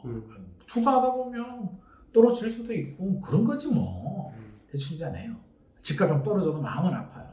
약간 불안하고 마음은 아파도 버텨요. 2년 차 접어들면 2년 정도 되면 피로감 좀 누적이 돼요. 진짜 힘든데 대출 이자 언제까지 이렇게 내야 되지? 집값은 왜 자꾸 떨어지지? 오를만 하면 떨어져요. 차라리 계속 떨어지면 손절매라도 하겠는데 좀 반등을 살짝 하면 이제 끝났나? 그러다 또 꺾여요. 이게 아닌가? 3년 되니까요. 2011년, 12년 정도 되니까 와 못해 먹겠는데? 라는 생각이 들어요. 이거 진짜 이 상태로 더 가면 3년을 버텼는데 만약에 3년이 더 가면 내가 6년을 버텨야 돼? 이건 아닌가? 손절매를 해야 되나? 라는 생각이 들어요. 그러면서 많은 분들이 이제 금매로 내놓기 시작합니다. 그러면 사람 마음이 똑같아요. 내가 필요하면 다른 사람들도 필요하거든요. 금매가 나옵니다. 매수자들이 바로 살까요? 안 삽니다. 집을 사려는 분들은 오히려 올라갈 때 사고 싶어요. 집주인이 호가를 올리잖아요. 집주인이 계약을 해요. 예를 들어서 10억짜리 아파트를 계약하러 왔는데 집주인이 3천만 원 올려요. 그러면 계약이 잘 됩니다. 신기하게. 막 짜증이 나는데 지금 안 사면 5천 올라갈 것 같거든요. 사요. 근데 반대로 매수자가 5천 원 깎아달라고 해요. 저 5천 깎아주면 계약할게요. 집주인이 짜증납니다. 근데 부동산에서 막 설득을 해요. 요즘 분위기 안 좋아요. 5천 깎아줘도 팝시다. 오케이. 팔겠습니다. 매수자들이 안 삽니다. 이거 먹히네? 더 떨어질 것 같은데? 안 사요. 이게 사람 심리거든요. 급매물이 나올 때 매수자들은 더 발을 뺍니다. 이거 아니야. 이거 분위기 장난 아니야. 더 떨어질 것 같아. 지하 1층인 줄 알았는데 지하 3층까지 갈 것 같아. 매수자들이 발을 빼면서 가격 하락폭은 더 커집니다. 그래서 2012년도에 거의 폭락 수준으로 2차 하락이 왔습니다. 그러면 앞으로 어떻게 될지는 모릅니다. 모르는데 만에 하나라도 2024년은 저는 아닐 거라고 봅니다. 2024년은 금리에 따라서 반등할 수도 있고 아닐 수도 있는데 2025년이 될지 6년이 될지 몰라요. 저도. 근데 물론 2차 하락이 안 올 수도 있습니다. 2027년까지 그냥 이렇게 가서 자연스럽게 버블이 좀 제거되면서 다시 상승량이 될 수도 있는데 만약에 2차 하락이 온다, 여러 가지 상황에 따라서 온다면 시그널이 있어요. 자, 2023년 1.3 대책 때 정부가 규제를 많이 풀어줬어요. 근데 안 풀어준 게 있거든요. 뭘 안 풀어줬을까요? 다주택자 취득세 풀어줬나요? 취득세는 풀어준다고 했는데 국회 소득세법 개정이 안 돼서 못 풀어준 거고요. 안 풀어준 거는 강남 3구, 용산구 아껴뒀잖아요. 왜 안 풀어줬을까요? 두 가지 이유가 있죠. 강남 3구, 용산구는 핵심 지역이에요. 첫 번째, 통계적으로 많이 떨어지지 않았습니다. 두 번째, 상징성이 있어요. 애들마저 풀어주게 되면 집값 상승할 때도 핵심 지역이 집값이 오르면 주변 지역으로 풍선 효과가 생기기 때문에 정부 입장에서는 일단 좀 남겨둬요. 어떻게 될지 모르겠고 일단 좀 지켜보자. 더 떨어져서 2차 하락이 와서 강남권 집값이 많이 떨어지게 되면 강남 3구, 용산구 집값이 규제가 풀립니다. 특히 서초구 강남구. 서초구 강남구의 조정 대상 지역, 투기 과열 지구, 투기 지역이 풀리는지 보십시오. 그게 풀렸을 때는 무슨 의미냐면요. 우리가 통계를 다 볼 수는 없잖아요. 일반인들이. 그러면 정부가 규제를 풀어주는지 규제를 묶는지를 보면 돼요. 왜? 정부 정책은 규제 정책은 부동산 시장 흐름에 따라서 움직이니까. 그러면 서초구 강남구 집값 규제가 풀렸다? 집값이 떨어졌다네. 많이 떨어졌으니까 풀리는 거예요. 정부는 어지간하면 강남은 안 풀어주고 싶어요. 약간 빌런 같은. 빌런이거든, 빌런 이거. 이놈 잘못 건드리면 집값 올라갈 수도 있고 강력하거든. 돈도 많고 컨트롤도 안 되고 말도 안 듣고 힘이 너무 세. 못 이길 것 같은 그런 빌런이 강남이에요. 그래서 봉인했단 말이에요. 지금 잠시 봉인하고 있는데 주택시장 침체라는 더 강력한 빌런이 나왔어요. 야, 어떻게 해? 너무 강력한데? 자, 봉인한 빌런을 풀어줍니다. 야, 네가 좀 해결 좀 해라. 야. 너 풀어줄 테니까 좀 해. 그래서 강남을 풀어줍니다. 풀어주는데 이 강남 빌런이 시원찮네? 힘을 별로 못 써. 풀어줬는데 그럼 다음 빌런 또 나와야죠. 다음 빌런이 누구냐면 DSR이 지금 또 특례보금자리 같은 일정 자격 요건이 되는 이런 거는 일부 나오는데 이런 상황이 되면 강남 빌런이 힘을 못 쓰는 상황이 되면 이제 DSR을 좀 더 강하게 풀어줍니다. 일반인들도 야 빚내서 집 좀 사라. 그쵸. 큰일 났다. PF 심각하고 미분양 심각하고 지금 태형건설이 문제가 아니야. 진짜 금융시장이 지금 국가 경제가 무너지게 생겨서 야 큰일 났어. DSR 풀어줍니다. 그래도 시원찮아. 그 마지막 빌런이 뭐냐면 이제 양도세 특례라고 있습니다. 5년간 양도세 면제 카드가 나옵니다. 미분양부터 먼저 나올 겁니다. 지방 미분양 주택을 사면 아마 양도세 면제 카드가 나와요. 앞으로 나옵니다. 나오는데 일반 주택들 2013년에는 1주택자의 9억 원 이하인가 6억 원 이하 주택을 사면 양도세를 5년 동안 면제를 해줬습니다. 9억 원으로 제가 기억을 합니다. 앞으로도 그런 거 나오면 이제 모든 빌런 다 출동했다. 정부가 봉인한 빌런이 없어요.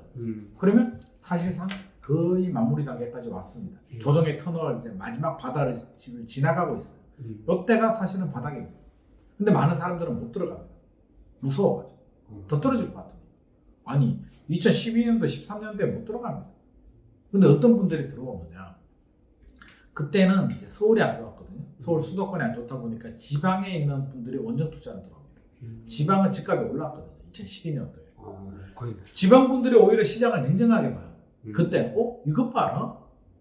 규제가 다 풀렸네. 야 봉인된 빌런들 다 풀어줬는데 지금 뭐 전체적인 분위기는 바뀌고 있어. 이제 막 적군 그 나쁜 악당들이 막 밀리고 있는데 그 바운더리 전쟁터 안에 있는 서울 수도권 사람들은 공포에 질려가지고 한 3년 5년 동안 공포에 질리다 보니까 시장을 제대로 읽지를 못해요. 근데 이 전장이 아닌 곳에서 지켜보고 있는 지방 거주자들 이것 봐라. 이제 거의 다 됐는데 야 규제를 이렇게 풀어줬는데 사야 되는 거 아니야? 서울이 안 오르면 나중에 오르겠지. 들어옵니다. 그래서 2012년 13년도에는 지방에 원정 투자 들어오신 분들이 굉장한 투자 수익을 많이 얻었고요. 서울 수도권에 계시는 분들은 언제 본격적으로 들어오느냐? 2015년, 2016년부터 본격적으로 들어옵니다. 그래서 항상 3년이 중요하다. 떨어질 때도 하락을 인지하는데 이게 더 떨어지나? 아닌가? 어떡하지? 아니야가 3년 걸립니다. 적어도. 그래서 아직은 3년 지나지도 않았어요. 그래서 지금 바닥을 찍고 올라간다라고 단정 지을 수도 없는 거고요. 바닥을 찍었더라도 이게 데드캣 바운스인가? 거래량이 늘어나긴 하는데 들어가도 돼? 말아도 돼? 긴가민가 하는 게 2013년도에 바닥 찍었거든요. 거래량이 조금씩 늘어나요. 강남 쪽에 호가도 1억 올랐다. 근데도 사람들이 무서워서 못 들어가요. 13년, 14년, 15년 정도 되니까 데드캣 바운스가 아니라 이제 바닥 찍었나? 하고 이제 사람들이 막 들어오기 시작을 합니다. 그래서 그런 점은 우리가 좀 알고는 있어야겠다. 그래서 그런 바닥의 시그널은 참고로 뭐 100%라는 건 없지만 저는 요거를 좀 참고 기준으로 좀 삼으면 좋을 것 같고요. 2차 하락이 온다면 가격 기준 얼마에 들어가야 돼? 아까 제가 앞서서 사야 돼 말아야 돼 했을 때 이왕이면 고점 대비 30% 떨어진 매물 사면 좋겠다라고 했는데 기본적으로 우리가 고점 대비 최고가 대비 30% 정도 떨어지면 굉장히 많이 떨어졌다. 폭락이라는 표현을 쓰거든요. 선생님 더 떨어지면 어떡하죠? 50% 가면 어떡합니까? 어떡합니까? 그건 어쩔 수가 없죠. 아니 50% 떨어지면 어떡하냐고. 60% 떨어지면 어떡하냐고. 우리가 미래를 알 수 없기 때문에 100%라는 건 없어요. 그게 두려운 분들은 못 사는 겁니다. 근데 기본적으로 30% 떨어졌을 때 들어가가지고 최악의 경우에 40%까지 떨어지면 10%포인트 손실이 발생하죠. 바닥 지나고 시간 지나면 회복을 해요. 2012년도 제가 간단하게 예를 들면 잠실주공 5단지 잠실주공 5단지가 8억 7천에 했거든요. 네. 전세가 3억 5천 5억 있으면 잠실주공 5단지를 샀어요. 샀어야 되는데 아무도 못 삽니다. 왜 못 사냐? 더 떨어질 것 같으니까 무서우니까 사신 분이 있어요. 그래서 그때 제가 현장에 같이 있었는데 저한테 물어보더라고요. 근데 무서워요. 진짜 알고 사는 사람이 없잖아요. 바닥인 것 같고 많이 떨어진 것 같아. 규제 혜택도 좀 보고 그러니까 이성적으로는 사야겠다라고 하는데 이 감성이 두려워요. 선생님 저 어떡하죠? 사야 되는 게 맞나요? 물어봐요. 그럼 제가 뭐라 그랬겠습니까? 그거 왜 나한테 물어보냐고. 나 모르지. 내가 신도 아니고 내가 어떻게 아냐고. 모릅니다. 모르는데 분명한 사실은 지금 바닥을 지나가고는 있습니다. 이 바닥이 6개월, 1년 더 갈 수는 있습니다. 하지만 3년, 5년 가지는 않습니다. 그럼 결국 8억 7천에 제가 그때 분명히 그렇게 말씀드렸어요. 아직도 기억이 나요. 8억 7천에 더 떨어지면 5천 더 떨어질 것 같습니다. 오르면 5원 더 오를 것 같습니다. 어떻게 하실래요? 사겠대. 그래서 샀죠. 근데 제 예상을 뛰어넘었죠. 5억이 뭐야? 10억 이상 올랐잖아요. 10억이 뭐야? 15억. 그러니까. 근데 살 때는 그런 마음으로 들어가야 됩니다. 고점 대비 30% 들어갔는데 더 떨어질 수도 있다. 10%포인트 정도 더 떨어질 수는 있다. 8억 7천에 10% 떨어지면 8천만 원 더 떨어질 수도 있는 거죠. 근데 오르면 훨씬 더 많이. 그렇죠. 오르면 최고가 넘어갈 수 있잖아요. 이미 시간이 지났고 조정이 됐기 때문에 최고가가 뭐 11억, 12억이라면 5억 거뜬하게 넘잖아요. 그러니까 그런 마음으로 손해 볼 수도 있지. 하지만 이미 터널 많이 통과했잖아. 조금만 더 버티면 터널 나올 거야. 여러 가지 규제 대책들, 규제 완화 대책들이 나왔으니까 빚은 보이는 거잖아요. 우리 그런 마음으로 완벽하려고 하면 절대 못합니다. 나는 사서 절대 떨어지면 안 돼. 그런 마인드면 절대 투자 못합니다. 이 정도면 됐어. 이 정도 마진이면 괜찮아. 고점 대비 마이너스 30% 정도 보셔야 되고요. 두 번째 기준은 2022년 12월, 2023년 1월이 1차 하락이라고 했잖아요. 1차 하락 기준 정도 또는 그거 이하 정도 보시면 비슷하게 맞아 떨어집니다. 더 떨어져도 더 떨어질 수는 있어. 2차 하락이 더 떨어질 수는 있는데 아닐 수도 있으니까 대충 그 정도. 하나 더 보면 2020년, 2021년에 버블이 좀 많이 생겼거든요. 그러면 2019년 4분기, 2019년 하반기 정도 거래된 가격. 이 세 가지를 가지고 한번 뽑아보세요. 스스로. 계산을 해보면 세 가지가 일치되는 단지들이 많아요. 비슷해요. 근데 조금 다른 경우들이 있을 수는 있거든요. 뭐 인천이나 이런 데는 안 오르다가 2020년부터 많이 오른 단지들도 있고 1차 하락 때 단지 수가 세대 수가 적어가지고 거래량이 잘 안 나오는 단지들도 있어요. 그래서 이런 특징들이 있기 때문에 참고해가지고 만약에 세대 수가 적어가지고 표본이 없어 라고 한다면 근처에 랜드마크 아파트 있잖아요. 뭐 송파구 같은 경우는 헬리오시티나 엘스 같은 걸 보고 헬리오시티 엘스가 고점 대비 30% 정도 떨어졌다면 내 아파트도 거래는 안 됐지만 그 정도는 떨어졌을 거다 생각하고 계산기를 두들겨 보면 비슷하게 답은 나옵니다. 그래서 이런 기준을 나름대로 세워서 우리가 기준과 원칙이 없으면 두려워서 절대 못 들어갑니다. 그래서 투자하실 때는 자금력이 되고 이 정도면 할만하다. 바닥에 시그널이 나왔다. 규제들도 많이 풀렸다. 충분한 조정장이 3년 이상 지나갔다라고 한다면 나름대로 기준을 만들어서 들어가는 게 저는 좋지 않을까. 이 기준이 없으면 우리는 불안해서 못 들어가거든요. 사서 더 떨어지는 거 어쩔 수가 없습니다. 망하면 어떡하냐고. 가끔 그런 분들이 있거든요. 경제 위기 와가지고 잃어버린 30년 와가지고 대한민국이 흥하게 해요. 어떻게 해요? 그거 어떡하냐고. 다 같이 망하는데. 저도 망하고요. 우리보다 더 잘 사는 사람들이 더 많이 망할 거잖아요. 잃어버린 30년이 오면 기분 좋지 않을까. 저는 그렇잖아요. 내 친구가 나보다 더 부자인데 같이 망해. 왠지 기분 좋지 않을까요? 우리는 상대적인 비교가 중요하거든요. 특히 한국 사람들은 상대적인 비교를 많이 합니다. 이게 잘못된 거예요. 투자는 본인만의 기준이 중요한데 꼭 남하고 비교를 해요. 실제로 게임을 했는데 이제 결과가 어떻게 나오냐면 외국인들은요 자기가 돈을 땄을 때 행복지수가 올라갔다고 내가 10,000원 따면 행복한 거예요. 근데 한국 사람은요 옆에 있는 내 친구보다 내가 더 땄을 때 내가 10,000원을 땄는데 내 친구가 20,000원을 따면 기분이 나빠. 그게 우리의 잘못된 저는 잘못됐다고 봅니다. 투자를 했는데 나는 5천만 원 벌었는데 내 친구는 1억 벌었어. 기분이 나빠. 그게 왜 기분이 나쁘냐고.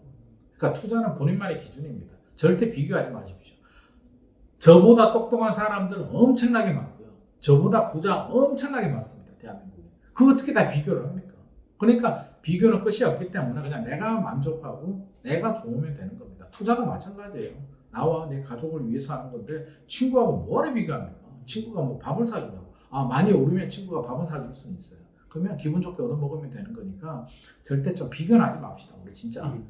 비교는 하지 말고 집값 더 많이 떨어지면 비교하지 말자고 해도 내 친구가 더 많이 손실을 봤으니까 또 기분 또 나름 괜찮지 않겠습니까? 그래서 많이 떨어지는 거 너무 걱정하지 마시고 최악의 경우에 뭐 경제 위기 왔다, 폭락이 왔다, 우리 IMF 위한 위기 같은 거 올 수도 있잖아요. 그럴 수 있죠. 경제 진짜 난리 났어. PF가 터져가지고 금융시장 우리가 알고 있는 보험사, 증권사 다 부도야. 경제 위기야. 난리 났어요. 진짜 IMF 신청했어. 그런 상황이 오면 10년 동안 최저가격 수준으로 떨어지면 들어가는 겁니다. 떨어져서 같이 망하면 어쩔 수가 없고요. 그래서 그때는 기준을 10년 동안 최저가격을 확인하고 가장 낮은 가격으로 까지 떨어졌다면 한번 들어가 보셔도 된다. 뭐 나라 망하면 같이 망하는 거지. 그래서 그런 마인드가 좀 필요하고요. 지금 분위기야 뭐 망하면 망하는 거지. 그냥 사는 거야. 아니, 그 얘기 아닙니다. 그 얘기는 절대 아니니까 지금 상황에서는 좀 필요하신 분들이냐, 자금력이 되느냐를 가지고 좀 판단을 하실 필요는 있을 것 같습니다. 두 가지 케이스가 있습니다. 진짜로 되냐라고 말씀하셨는데 진짜로 안 될 수도 있습니다. 안 될 수도 있나요? 왜? 법 개정해야 되니까요. 도시 및 주거환경 정비법 개정해야 됩니다. 법 개정 되냐 안 되냐? 제가 국회의원이 아니어가지고 제가 법 개정을 해줄 수는 없는데 실거주 의무 폐지도 못했잖아요. 2023년. 그렇죠. 분양권 전매는 시행령이에요. 그래서 정부가 할 수가 있는데 법 개정은 국회에서 해야 됩니다. 실거주 의무는 법 개정 사항인데 못했습니다. 주택법 개정해야 되는데 못했고요. 그러면 도정법, 도시 및 주거환경 정비법 안전진단 없이 하는 거 국회에서 통과해 줄까요? 안 해줄까요? 그거는 국회에 물어봐야지. 근데 안 해줄 수도 있습니다. 왜? 반대 명분이 없으면 야당도 반대를 못 하는데 이 반대 명분이 있잖아요. 안전진단 없이 재건축을 추진한다고? 안전진단이라는 걸 만들었을 때는 분명히 이유가 있죠. 아니 무분별하게 30년이 지나면 부셔버리고 재건축을 진행한다? 시대 흐름에도 맞지 않지 않나요? 이게 우리나라에만 있거든요. 30년이 지나면 재건축을 추진하고 안전진단이라는 걸 통과하면은 추진이 만들고 조합 설립하고 사업 시행 계획인가 받고 관리 처분 받아서 멸실하고 새로 짓는데 진짜 외국인들 보면 깜짝 놀랍니다. 제가 일본 부동산 법인하고 미팅했을 때 이 얘기를 했더만 눈이 둥그레지더라고요. 그 일본 사람들 호들갑 떠는 거 있잖아요. 이게 뭔 얘기냐 도대체. 아니 한국은 그렇다니까 일본은 그런 거 없냐니까 전혀 없고요. 기본적으로 50년은 그냥 흘러가고요. 50년이 지나서 진짜 노후화가 되면 그때는 개별 단지 알아서 그냥 진행하는 겁니다. 허가받아서. 그래서 대한민국에만 있는 이상한 제도인데 여기서 한술 더 떠잖아요. 안전진단 없이 하겠대. 안전진단이 뭐예요? 야, 이 아파트 30년은 됐는데 진짜 재건축 해야 되는 거 맞아? 이렇게 튼튼한 데야 니들 그냥 리모델링 좀 하고 페인트 칠하고 살아도 될 것 같은데? 그게 안전진단이잖아요. 근데 그걸 안 하고 추진한다는 거야. 그러면 야당에서는 뭐라 그럴 거야? 이건 좀 아니야. 이거 포퓰리즘이야. 이거 총선 앞두고 니들 좀 오바다. 이거 안전진단 왜 폐지하니? 이거는 말도 안 되는 거야. 라는 명분을 가지고 왔을 때 충분히 일리가 있죠. 필요 없다라는 명분도 있고 아니라는 명분도 있는데 어떻게든 명분이 반반 부딪혔을 때는 야당이 반대할 확률이 굉장히 높습니다. 자, 근데 우리가 반대한다는데 초점을 맞추면 아무것도 안 되니까 자, 통과됐다고 쳐요. 큰 이심 서서 통과가 됐어요. 그러면 빨리 진행이 될까요? 되는 거 아닌가? 자, 안전진단이 첫 관문이죠. 재건축은 첫 번째 관문은 30년이 지나야 되고요. 두 번째 관문은 안전진단을 통과해야 됩니다. 통과하면 진행이 돼요. 그러면 자, 대학교가 있다고 쳐요. 대학교. 자, 카이스트, 서울대. 제가 서울대는 못 가봐가지고 놀러는 가봤는데 자, 카이스트라고 칩시다. 서울대는 워낙 광범위하니까 카이스트 입학하기 어렵죠. 과거나 공부를 잘해야 됩니다. 근데 운 좋게 제가 입학을 했어요. 졸업할 수 있을까요? 무슨 말 하는지도 못 알아들을 텐데 우리들이 카이스트 가가지고 수업을 따라가고 졸업할 수 있을까요? 거기 수학 잘하고 과학 천재들이 가가지고 지들끼리 막 하는데 일반인들이 가서 따라갈 수 있겠냐고. 제가 볼 땐 낙오입니다. 100%못 따라갑니다. 일반인들이. 특히 문과생들 따라갈 수 있겠냐고. 그거하고 똑같습니다. 재건축은 입학하기도 어렵고 카이스트라고 생각하시면 돼요. 졸업하기도 어려워요. 근데 문과생한테 입학할 수 있게 해주겠다는 게 안전진단 없이 추진한다는 겁니다. 안전진단 없이. 그럼 안전진단 언제 받느냐? 사업시행계획인가까지 안전진단 받으면 돼요. 폐지가 아니에요. 그러면 대학교 3학년 때까지 입학시험을 치면 됩니다. 해주겠지. 설마 이미 진행하고 있는데 3학년 다니고 있는데 입학시험 합격 못했다고 퇴학하겠냐고요. 그 안전진단을 하게 해주는데 저는 3학년까지도 못 갈 것 같습니다. 재건축 사업이 늦어지는 이유가 뭔데요? 첫 번째는 물론 안전진단을 통과 못해서 늦어질 수는 있어요. 안전진단 통과한 수많은 단지들이 왜 제대로 안 될까요? 사업성. 아니 돈이 우리 재건축 왜 하는데? 내가 조합원이면 왜 하는데? 내 돈 다 내고 우리끼리 공사비를 전액 부담해서 지을 것 같으면 분쟁이 없어요. 내 돈 내고 내가 짓는데 깔끔하지. 근데 그게 싫은 거예요. 나는 돈 많이 내기 싫거든. 적게 내고 새 아파트를 받고 싶은 거예요. 두꺼봐 헌집 줄게 새집 다오. 단 공짜로. 이게 재건축이에요. 아 공짜 안 돼? 그럼 나 조금만 낼게. 조금만 내려면 전제 조건이 뭐예요? 일반 분양이 많이 나와가지고 일반 분양을 통해서 들어오는 돈을 가지고 내 공사비를 충당하는 겁니다. 그게 재건축의 사업성이에요. 그러면 일반 분양이 잘 나오려면 어떻게 해야 돼요? 용적률을 많이 받아야 되는데 용적률 마음대로 안 줍니다. 서울시에서 정해져 있어요. 2종 일반, 3종 일반 주거지역이냐, 인센티브 얼마 받느냐, 기부 체납해라. 그럼 기본적으로 단지가 용적률이 낮아야 돼요. 개포주공처럼. 개포주공의 용적률이 80%였습니다. 80%.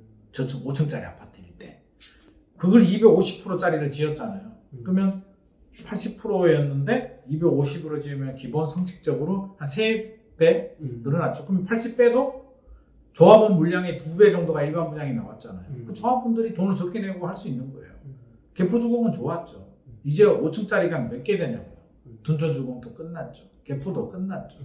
전체적으로 이제 몇 개 안 남았어요. 압구정 용적률 200% 가까이 되잖아요.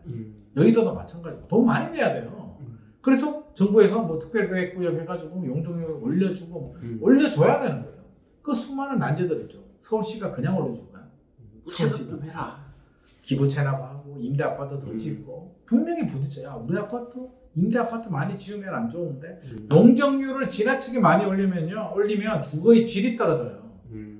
생각해 보세요. 용적률 500%면요 완전히 닭장돼 버리거든요. 그렇죠. 아니 압구정이 부자들이 사는 동네인데 뭐 진짜 돈 뭐 빌딩 몇 개 있고 진짜 돈 좀 있는 사람이 사는데 우리 집이 닭장이 된다고? 그럼 누가 좋아요? 그냥 쾌적한데 적당히 나오는 거. 근데 그게 쉽지 않죠. 그래서 사업성 쉽지 않고요. 하다 보면 조합원들끼리 또 분쟁이 생깁니다. 조합장이 되면 이게 좀 많이 생기거든요. 그럼 이권 다툼. 야 내가 저 자리를 가야 되는데 제가 예를 들어서 압구정 조합장이에요. 손들어가지고 제가 조합장 하겠대요. 기념만이가 조합장 한대. 그러면 다른 조합원들이 박수를 쳐줄까요? 쟤 뭐냐? 너 뭔데 아냐 너? 내가 하려고 준비했는데 뭐 여러 세력들이 있을 수도 있잖아요. 소송 걸고 절차상의 문제를 잡고 소송 한 번 하면 3년에서 5년이거든요. 했어. 그럼 또 시공사가 또 말을 안 듣네. 공사비 올려달라. 안 된다. 나중에 또 서울시가 또 태클을 거네. 야 이거 안 돼. 시장이 또 바뀌었어요. 야 층수 생각해보니까 50층은 너무하다. 야 35층으로 해. 그래서 박원순 전 서울시장 시절에 그 성수동에 성수 전략정비구역이 있었거든요. 그 당시 지금 오세훈 서울시장이 그때도 또 서울시장이었네. 아 그렇죠. 한강 르네상스 할 때 뭐 50층 이상 해준대. 그래서 추진을 했거든요. 근데 그때 그만뒀어요. 뭐 무상급식? 맞아요. 그것도 이상하지. 무상급식 때문에 시장을 그만둔다는 게 좀 이해가 안 되는데 아무튼 그만뒀어. 박원순 전 서울시장이 됐어요. 대구는 정책이 또 바뀌네. 야 50층으로 지으면 한강 조망권이 다 가리잖아. 35층으로 해. 사업이 안 되는 거예요. 이런 일들이 언제든지 생길 수 있거든요. 시장 바뀔 수 있죠. 시장 바뀔 수도 있지. 영원히 아니고요. 이런 수많은 변수들 때문에 실제로는 마지막 졸업할 때까지는 시간이 굉장히 오래 걸립니다. 완전 입학은 쉽게 해주는데 졸업까지는 그냥 니들이 알아서 해라. 개별 단지의 문제입니다. 그래서 이거는 무조건 다 빨리 된다는 게 아니라 그냥 입학만 빨리 될 수 있게 해주겠다. 이론적으로는 3년 정도 단축되는 효과는 있는데 실제로 빨리 될지는 아무도 모릅니다. 해봐야 됩니다. 되긴 되죠. 시간이 문제죠. 자, 특별법. 안전진단 면제. 이거는 면제입니다. 이전에 안전진단 없이 추진한다는 건 사업시행계획인가 이전에 안전진단을 받으면 되는 거고요. 자, 일기신도시 특별법, 노후계획도시 재정비 특별법은 안전진단 없습니다. 그냥 바로 시작합니다. 그거 20년, 30년이 아니라 20년이에요. 오, 좋네요. 좋죠. 추진을 할 수 있는데 입학이 더 쉬워졌어요. 입학 시험 아예 폐지. 그리고 초등학교 예를 들어서 기존에는 30년이었잖아요. 그러면 초등학교, 중학교, 고등학교 다음에 대학교 가는데 이번에는 초등학교, 중학교만 가고 입학시켜 주겠다는 거거든요. 좋아, 입학했는데 그 중학생 졸업하고 카이스트 갔는데 졸업하겠냐고. 또 똑같은 문제 또 부딪히죠. 그럼 사업성이 잘 나와야 돼요. 그러니까 영종이 올려줄게. 맞아요. 500% 해준다고. 다 500%가 아니에요. 최대 500%. 그러니까 역세권 주변에 있는 500% 해주지. 그리고 일괄적으로 500% 해줘도 주민들이 싫어합니다. 닭장되니까. 아, 도시 전체가 그냥. 그러면 주민들 중에 그래도 500% 하자. 오. 사업성 좋아지잖아. 돈 적게 내잖아. 하는 분들도 있고 무슨 소리냐. 말도 안 돼. 사람답게 살아야지. 사람마다 달라요. 그 심지어는 재건축 왜 하는데 나 지금 충분히 잘 먹고 잘 사는데 재건축하면 또 뭐 이주도 해야 되고 예를 들어서 나이 드신 분들 예를 들어서 저라면 예를 들어 제가 나이가 90대요. 나는 이렇게 정말 내 집에 살다가 가고 싶은데 뭐 또 재건축을 해가지고 복잡하게 해. 수많은 의견들이 있습니다. 그러면 특별법을 만든다고 해서 주민들이 일시 단결이 돼서 쭉 나간다면 빨리 될 수는 있죠. 근데 가족끼리도 합의가 안 되는데 무슨 주민들끼리 이해관계가 다른데 합의가 쉽게 된다고? 천만의 말씀. 그리고 일기 신도시 결정적인 문제 커요. 일기 신도시가 30만 호 정도 되거든요. 네. 분당, 일산, 평촌, 삼본, 중동 5개 30만 호 가까이 됩니다. 분당만 9만 7천 호입니다. 9만 7천 호를 동시에 재건축을 할 수 있나요? 9만 7천 호 재건축하게 되면 그 이주 수요들 9만 7천 세대 한 세대당 3명만 잡아도 얼마예요?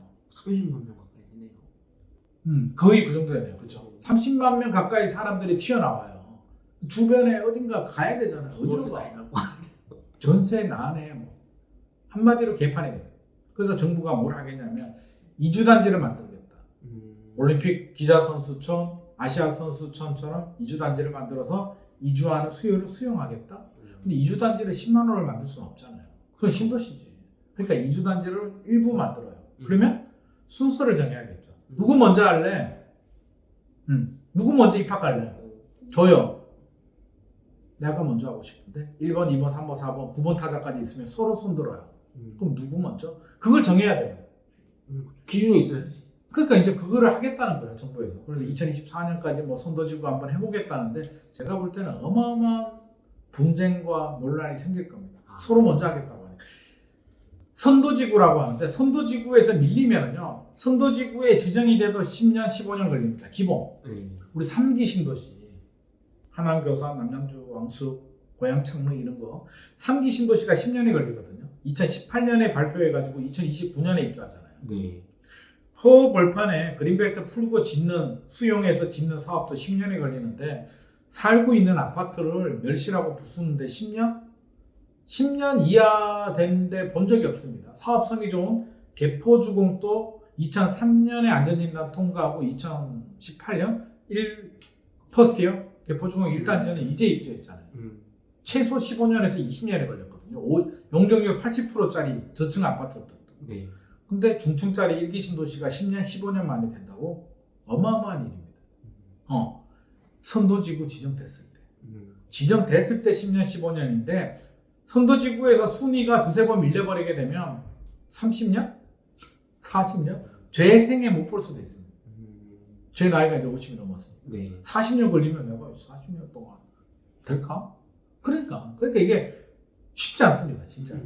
그래서 아무리 빨라도 15년이다. 선도지구 지정이 돼도 15년이다. 이런 거 우리 알고 있어야 돼요. 알고 접근해야지. 뭐 임기 내 착공 들어간다? 진짜? 임기 내 착공 들어가면 제가 신사임당 멤버들한테 커피 한 잔씩 쏩니다. 대신 임기 내 신도시 착공 안 들어가면 저한테 커피 한 잔씩 다 주셔야 돼요. 그럼 불가능하다는 얘기죠. 말도 안 되는 얘기를 하고 있는 겁니다. 시간 오래 걸린다. 단 추진하는 데 의미가 있다. 지금 안 하면 지금은 살만해요. 살만한데 지금 안 하면 20년 후에는 또 노후화가 심각하니까 추진해야 되는 거는 저는 적극 공감을 합니다. 맞습니다. 해야 되는 거는 맞는데 기대감, 지나친 기대감을 주지 말자. 그냥 열심히 하면 됩니다. 10년, 15년 걸릴 수도 있고요. 선도 순위 밀리면 20년, 30년 그 이상도 걸릴 수 있다는 점은 우리가 알고 접근해야 될 것 같습니다.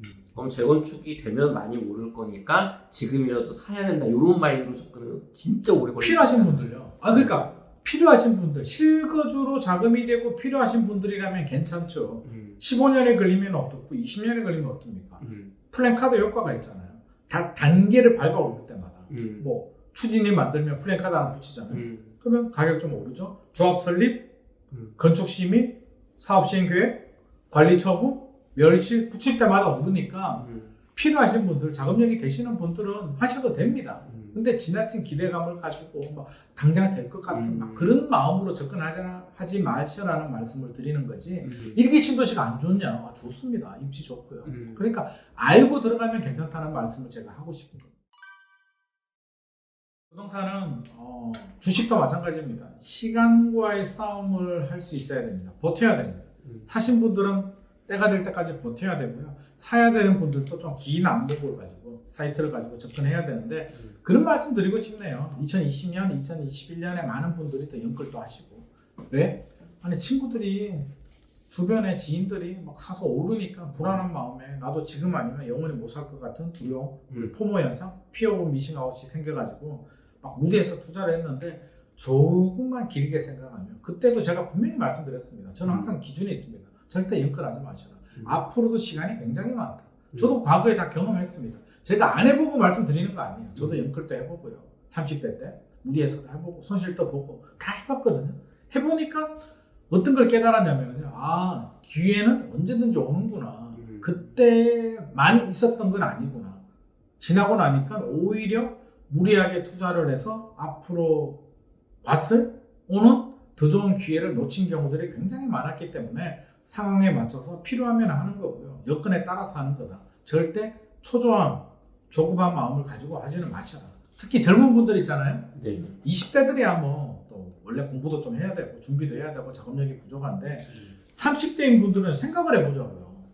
우리가 보통 주택 구매 연령이 40에서 59세거든요. 요즘 길게 69세까지 가는데 30대들이 그러면 10년에 오를 때도 있고 내릴 때도 있잖아요. 다 빼고 10년에 5년만 그쵸? 오를 때 상승장 5년 동안 2번씩만 투자를 한다고 생각을 해보자고요. 팔고 갈아타고 팔고 갈아타고 2번. 그러면 30대 좋아요. 40대 산다. 40대 50대 60대 30년 동안 6번 5번의 좋은 기회들이 오거든요. 그러니까 초조할 필요가 전혀 없다는 거죠.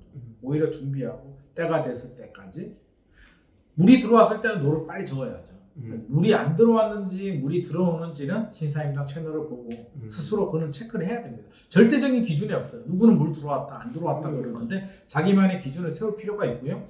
전문가들마다 다 달라요. 가치관이 다르고 인사이트가 다르고 다 다르기 때문에 저는 제 말이 100% 맞다라고 저는 말씀드리지 않습니다. 수많은 전문가들이 있다면 자기만의 기준을 만들어서 이분 얘기를 들으니까 이런 부분은 공감이 되네.